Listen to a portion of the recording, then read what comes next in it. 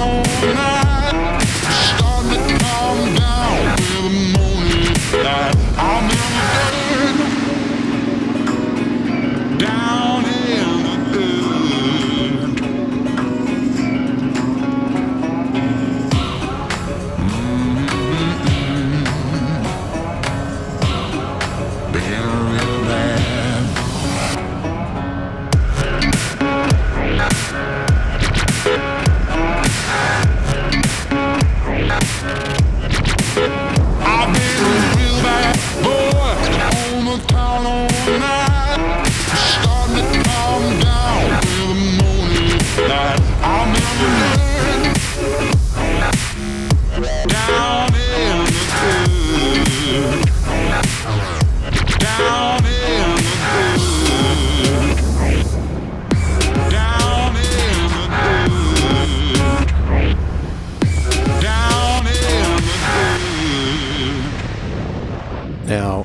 been suggested that I went off the tracks and off the route and went the wrong way out here on this road. But the truth is, I just assumed everyone else wanted to see what was out here.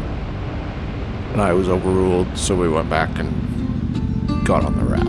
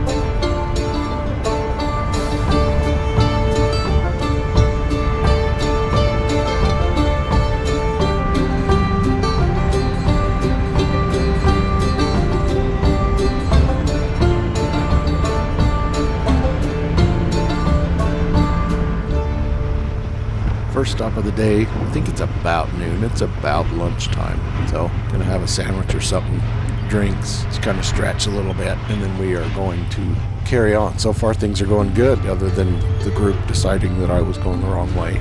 Other than that, I think everything's been going really well. We're about 20 minutes or so out of Alpine. We're gonna stop there and top off everyone's tanks, get some needed stuff, whatever we need, and carry on.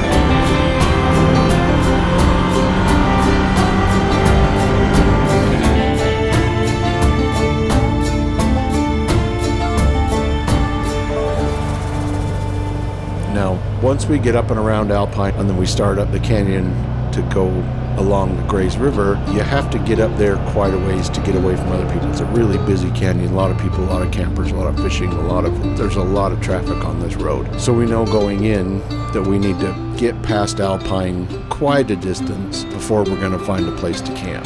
So this day could be a long day as far as we know, but we're eager, we're excited, we are having some fun. Oh, let's just get this thing going.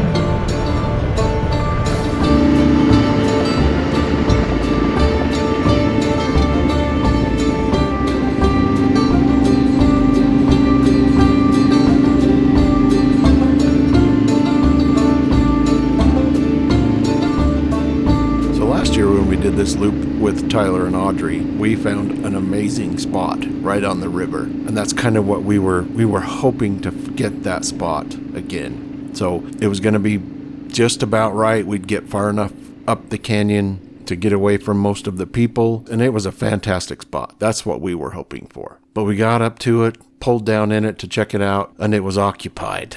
So we're going to keep going. And my next thought was the camp spot that we had the first year that we did this loop when TJ came with us and we were going counterclockwise that year. I had a really great spot kind of up on this little plateau that overlooked the river. It was a great spot. It was back. It was secluded. There was plenty of firewood to be found up in there. So that was kind of my plan B. And so we were pressing on towards that spot. I mean, keeping our eyes open along the way for something else. But to be quite honest, I was so set in my mind, now that I couldn't get the good spot from last year, I wanted to get that kind of plateau spot that we had with TJ 2 years ago. So that's where I was headed. So here is what I think is the most interesting part of this whole loop is there's a weird, random, really nice airport right here.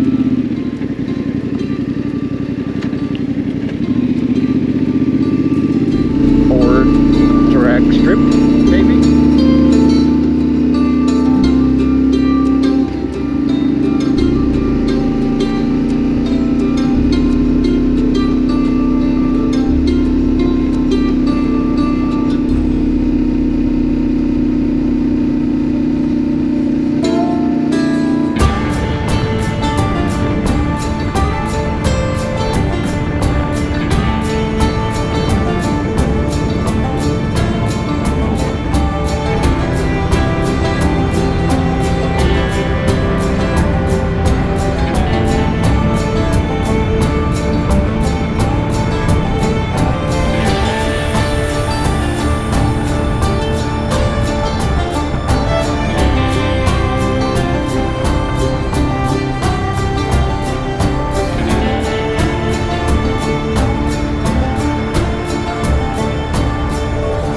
Now, as hard-headed as I am, and I was kind of pressing everybody along, and everybody had had enough for the day. I finally, at some point, I heard Gunther over the radio. He says, "Hey, what about that spot?" And I was up ahead of him a little ways. And I thought, man, I didn't see anything. And then Tyler gets on the radio, and he says, "Well, that kind of looks like a good spot." And I was like, "Well, pull down in there and check it out." And he went down, and he's like, "Yeah, this is the spot." And yeah, he was right. It was a neat spot. Another great spot. I think Gunther gets the credit for seeing it first. Tyler saw it right after him. But yeah, I was voted down. Nobody wanted to go any farther. But oh yeah, this is even better than the spot that I had in my mind. Here we are, Caribou Loop, 2024. This is our day 1, night 1 camp out. And we have some added guests. We have Birgit and Gunther that have come to hang out with us. And I'd like to introduce them and our living room.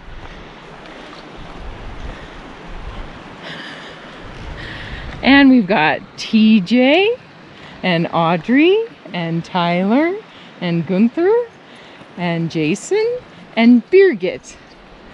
And this is where we're camping tonight, right by the river. Awesome spot. We got motorcycles this time, 3 Maverick Trails. Super fun. Yay! Yeah, day 1. We did about 90 miles of the loop. So we did cover a lot of the loop today. We got 110 miles left to do in 2 days. Tomorrow's when the drama starts, so we're going to be glad that we only have 110 miles. Tomorrow's a long day, but tonight is a good night, good friends and family, and just being here together. There may have been an adult beverage or 2 consumed in this night. I can neither deny nor confirm that. But the tent's right by the river, the sound of the river kind of singing you to sleep. What a great night. What a great day. What an amazing adventure. We just love this loop, and we still have a couple more days left to go.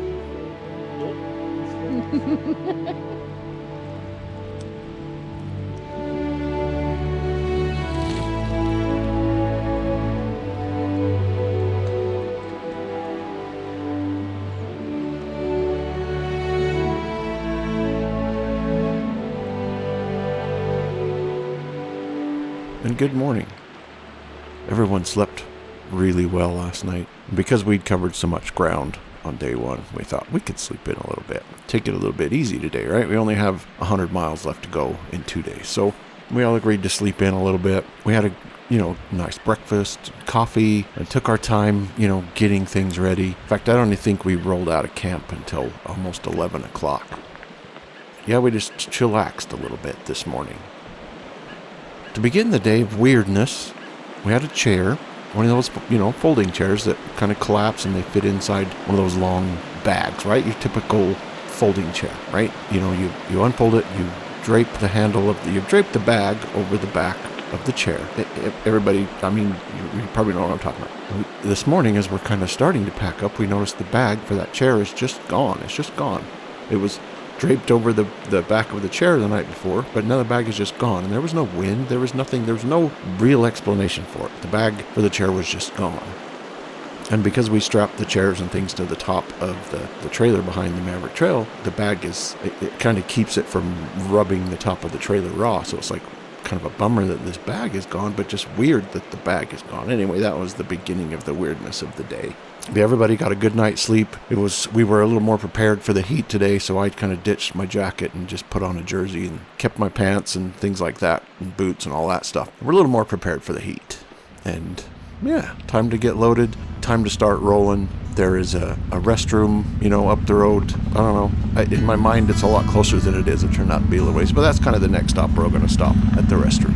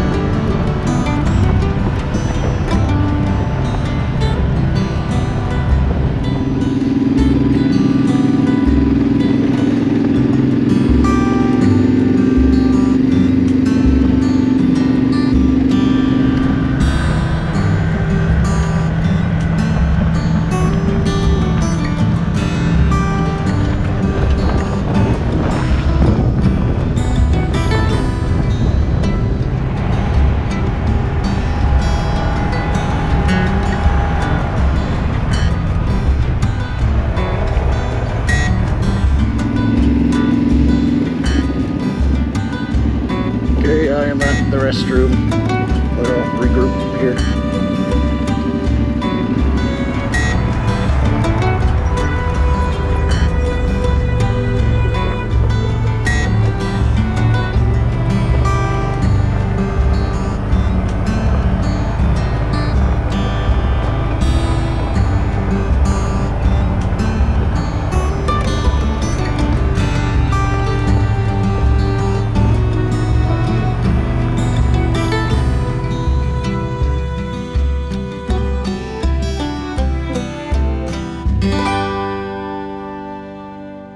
And this works out pretty good. You get a few minutes in the seat, the riding, kind of get your mind back into driving and back into going and riding. And then you get a little bit of a chance to break and use the quote unquote restroom. This is the last restroom for a while. Just kind of get your mind right. And now we can get back in the saddle and kind of get after it. And we've got some really beautiful section of the loop to go through. So pretty up in here.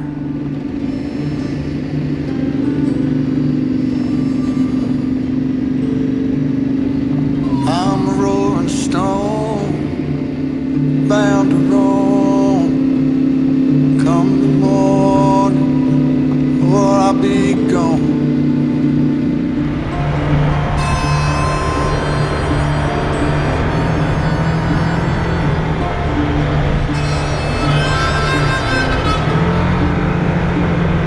Pouring rain, oh, to hear that train. There she came. Did you get home?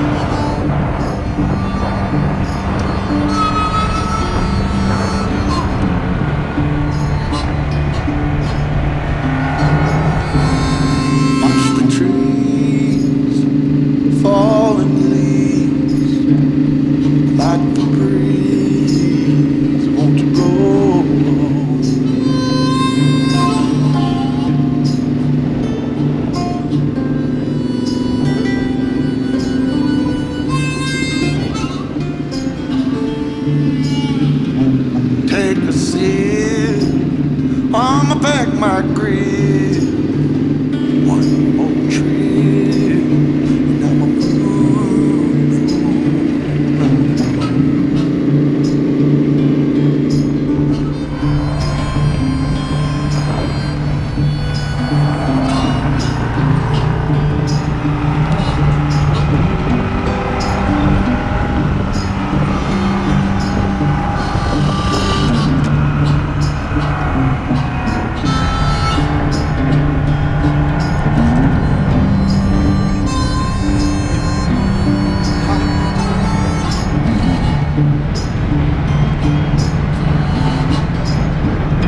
across the track.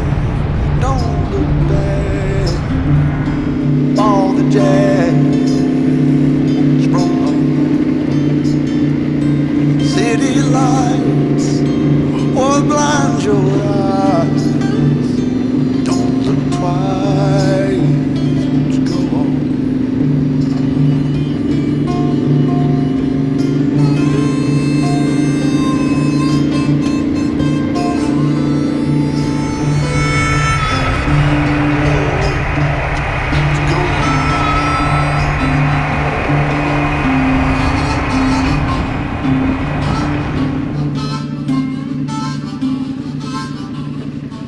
So stop here, have some drinks, stretch, regroup, the usual kind of stuff. This is where we noticed. Now, do you remember the chair from this morning that was missing the bag? Well, that was strapped to the top of the trailer somewhere between camp and here.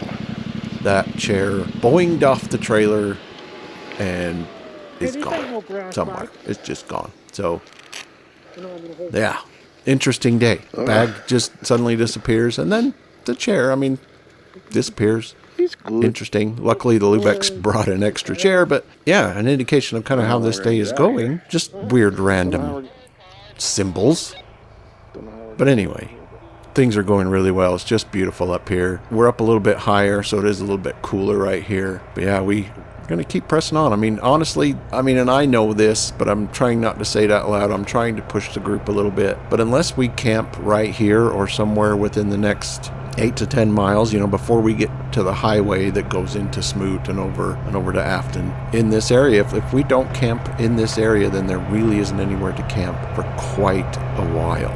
So I'm secretly kind of pushing to cover some miles, but trying not to push too hard.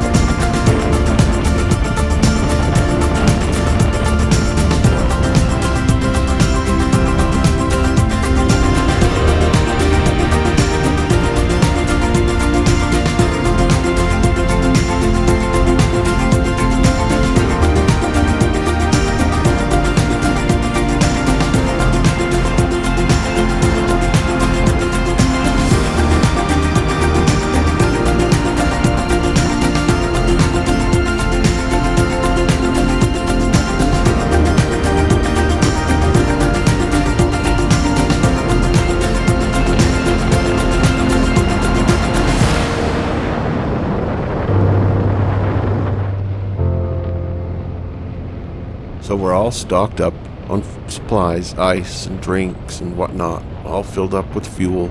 Kind of rewarded a little bit. Now we've got this nice, wide, smooth dirt road that goes up this beautiful canyon. And it goes on for, I don't remember what it is. It's probably around 25 miles or so. And so you get a chance to just relax, nothing really technical, nothing at all. And so you just get a chance to just sit back and cruise and take it all in.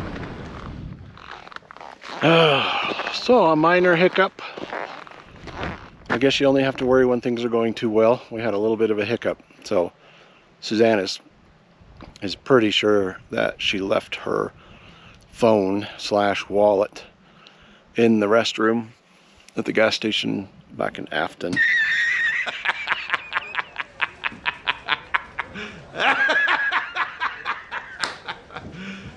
You serious? She realized it when we got to here. Afton is about an hour back. So I hate to split up the group, but that's kind of what we ended up doing. Suzanne went back with Birgit in her machine. 2 machines went back to Afton to try to find her phone. We went ahead up that way for about an hour, so we're just looking for a camp spot, but the problem is it's really not a lot until you get over that mountain a little ways. We rode up there for about an hour, hadn't found anything. I think Gunther's a little wore out, so he found a nice shady spot up high where it's a little cooler, and he's gonna just relax. Left TJ there with him to keep him company, and Tyler and Audrey are scouting ahead a little bit to try and find a camp spot. And now I have come back here to the agreed upon meeting point, waiting on Suzanne and Birgit to come back. I suspect they're probably another 45 minutes away, but yeah, I'm just gonna hang out here for a while. I mean, I guess it could be worse. It's a little hot, but could be worse. And then things get a little bit worse right after I filmed this. Now, as luck would have it, where I'm parked right here, I have like 1 bar of service on my phone. So right after I filmed this, I hear a ding. I go over to my phone. I got a text from Suzanne saying, I found it.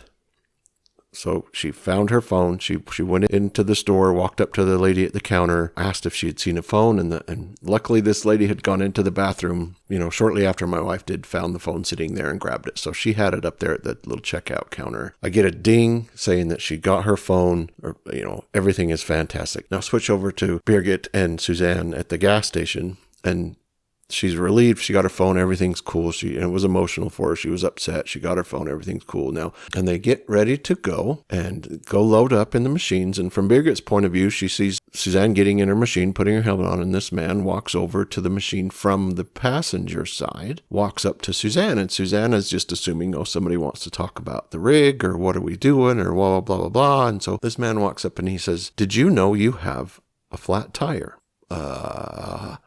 Gets out, walks around the other side, the passenger side. The rear tire is completely and totally flat. Now, I'm an hour away, and we literally have everything on that machine that we need to repair a tire. We even have a spare, but she doesn't know where any of that stuff is. And this says the guy, now this gas station is right by the airport in Afton. And he asked her if she has any tools. And he's like, well, she's like, yeah, I have everything I need, but I don't know where it is. He says, well, I've got a hangar over here at the airport. I'll go grab some tools and come back and help you. That's a very nice man. Come back. And, worst case scenario, if the tire's toast, they can throw that spare on. But he takes the tire off and he plugs it and puts it back on, inflates it. Everything, just does this all for her. And very nice man. We really appreciate your help. Now come back to me. She sent me a text with this picture of the flat tire, and now I'm like, oh crap. So I start heading towards Afton so I can fix this tire. She says this guy is going to help her try and fix it, and I was like, well, whatever. I don't know. I just start heading back to town. So Suzanne is now realizing that it's almost time that, we should have left. Jason is waiting for us at the meeting point. So she sends Birgit back towards the meeting point. And meanwhile, I'm headed towards town. And so Birgit and I meet along the road, and she begins to tell me everything that had happened. And I was like, I got the text, I know. And she says, well, I got to go back and help her, just in case this guy doesn't have everything he needs. I need to go, I need to go back and help my wife. And the problem is the group is already split up. And I told Birgit, I was like, look, you're not going to find your way if you go ahead, because she doesn't have the tracks. I'm like, you're not going to find your way. It's a little complicated. So either you have to sit here and wait for me, or you need to turn around and follow me back to town. So that's what happened. Now, none of this is on film. Everything, all the cameras got shut off. My chin mount on my helmet fell off as we were at the gas station. So I don't have my camera on my helmet anymore. And Suzanne has pretty much given up on the filming. None of this is on film. Birgit and I turn around. We had Birgit turns around, follows me back into town. We're talking, we've got our radios, we're kind of chatting back and forth. And when I get closer to town, I have cell service. So I try to call Suzanne on the phone as we're riding, and she doesn't answer the phone. Now I'm thinking, okay, one of two things is she's either on the road coming towards me, her phone's in the glove box, or she's still there and busy fixing a tire. So I hang up the phone and I radio Birgit, and I said, I tried to call her on the phone. I got nothing. And then Suzanne jumped on the radio. She says, I can hear you guys. Well, she's on the road, like I thought, coming towards us. We meet just outside of town. Everything is cool. I'm kind of relieved. We're all fried. It's been a long day, and it's hot. Again, it's hot down here in the valley. So it's just been one of those afternoons. The three of us turn around. We head back up the canyon again, past the meeting spot, and back up towards where Gunther is. And as we get closer, I think Gunther can hear my motorcycle coming, so he calls me on the radio. It's like, yep, cargo acquired. I got the girls. Suzanne's got her phone. Everything's cool. I'm coming at you. Well, during this time, Tyler and Audrey went ahead trying to find a camp spot, and they found one. So they were further up the road. They started a fire. It was getting dark at this point. We were about an hour away from dark. They found a spot. They started a fire. We scooped up Gunther, headed down the road, set up camp. Suzanne started fixing dinner. We were in charge of dinner. I started setting up the tent and getting things ready to go. And I did 130 something miles on my bike this day, just between all of the back and forth. I was beat. We were all pretty beat. But yeah, that was the day 2 drama, but we made it a little further than we had hoped, I guess. I don't know. We made good time. We're only about 30 or 40 miles from the truck. So a big chunk of the loop done today.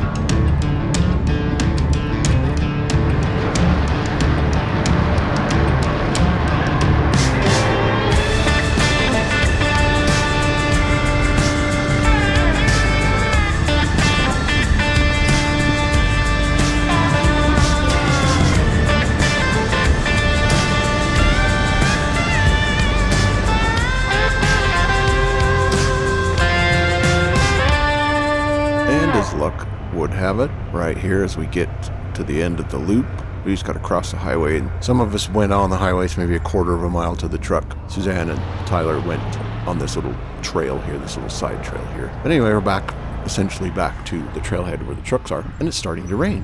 It's raining pretty good, actually. And we have to load up the side-by-sides on the trailers. The motorcycles, we're riding home from here. We've got a 94 miles to get home, and it's raining. So yeah, we put our jackets back on, some gear back on, prepared for the rain, and thankfully once we got going on the highway, maybe just a few miles, it cleared up and it actually got pretty dang hot on our ride home. But that is it for the loop. And man, what a great year. We so glad that the Lubecs joined us on this trip. I think they're going to join us again next year.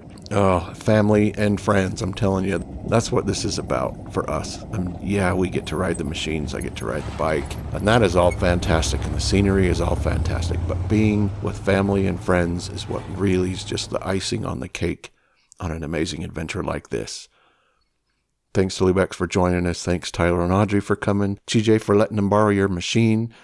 Yeah, we are going to do this again next year. Sometime. Haven't decided yet. But thanks for joining us. We will see you in the next video, and we will see you on the trails.